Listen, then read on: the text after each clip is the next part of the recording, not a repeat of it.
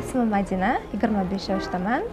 Qumqo'rg'on tumani Ulug'bek mahallasida yashab kelmoqdaman. Hozirda oilali, 2 nafar farzandning onasiman. Yoshligimdan tikuvchilikka qiziqib boshlaganman. Sababi onam tikuvchi bo'lganlar. Har bir qilayotgan ishlarini ko'rib, men ham qo'g'irchoqlarimga ko'ylaklar tikib boshlaganman. Maktab chog'larimdan o'z buyurtmalarimni olib, mijozlarga xizmat ko'rsatishni uyda qurib olganman.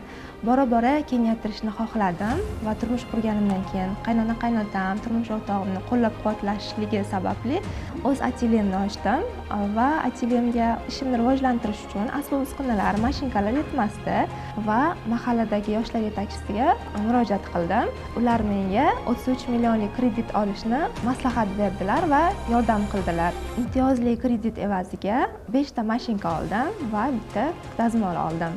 Shu bilan o'z atelyemni ochib oldim. Hozirda qo'limda 3 nafar o'quvchi opalarim bor, ishchi opalarim bor.